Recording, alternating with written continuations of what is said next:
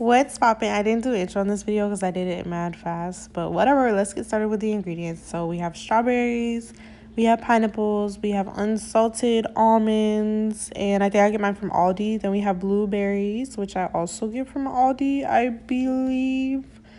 But you could get the frozen fruit from like any place basically that has frozen fruit. Then I have a peanut butter. I'm using 2 different types of peanut butter because one is sweeter than the other and I just wanted a little more flavor. Then I have my black macaroon powder, which I got from the vitamin shop, and you can get from local vitamin shops. Just make sure you're making sure to get special time. Then I have my chia seeds. Woohoo! And this is everything that's going inside of the smoothie. So then I just add all the ingredients, and you should have at least 14 almonds, I believe. The almonds and the chia seeds and all of that is for protein. Also the peanut butter. So this is going to help you gain if you want to gain, or just be on the right track if you want to be on the right track. I was clearly struggling a little bit with my peanut butter, so bear with me. But even when I grabbed the other spoon, I was still struggling. Then I just go together and I added a juice.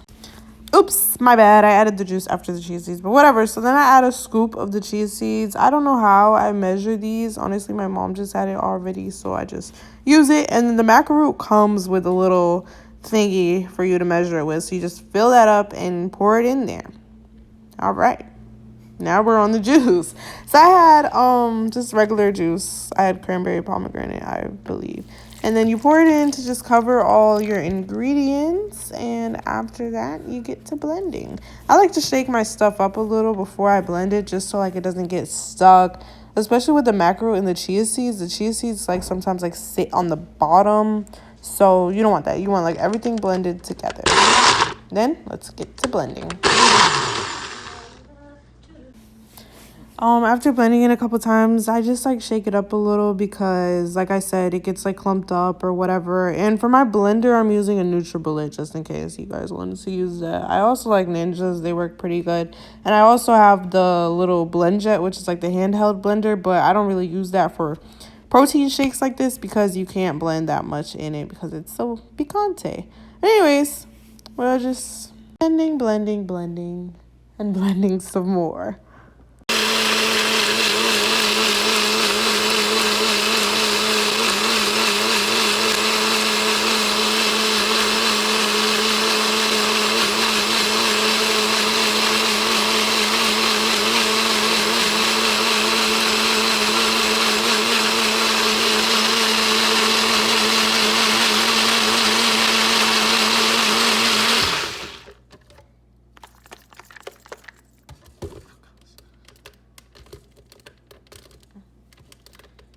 Good gosh.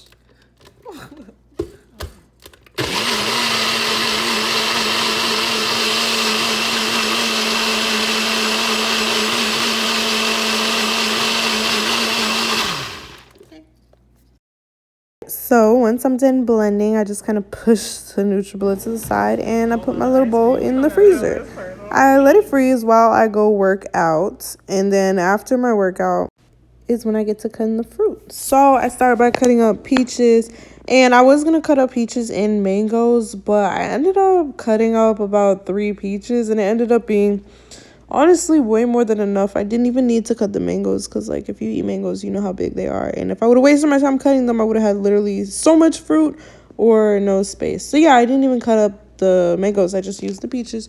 So once I'm done cutting up my little peaches, then that's when I grab my bowl from the freezer, and as you can see, it kind of froze over on the top, but obviously the inside isn't frozen. I think it worked out for like an hour or something, so it was in there for like an hour, which is like a pretty good amount of time to just get a little type of freeze on. Take my bowl out the freezer is when I'll simply top it with my fruit. At first I was topping the fruit on the whole thing, and then I was going to put granola on top, but then I was like, I'm gonna make it a little more aesthetically pleasing just for your sake and less of mine. So it doesn't really matter how you do the top. Like I said, I was doing mine more for aesthetics. But then I put my granola alongside of it, and I have my fruit and granola, which I should have added some more granola because it was actually really good.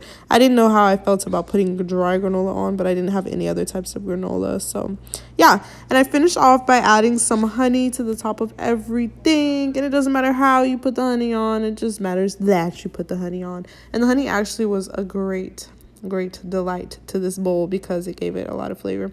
This bowl actually tasted really good, way better than I thought it did. So I hope you enjoy it and let me know if you try it. And then we have a nice homemade breakfast bowl that is ready to be eaten. I recommend eating it after a workout. I just worked out, so I'm about to eat this. Yeah, so the protein can go to your bones correctly. Something along those lines. I don't know. But that's how you can make a nice little homemade breakfast bowl. For the top, I did want to put mangoes and peaches, but I had cut way too many peaches. So, yeah, just peaches. But let me know if you guys like it or if you guys try it. And let me know what you guys put on yours so maybe I could try it. Make sure to give this video a thumbs up and subscribe to my channel.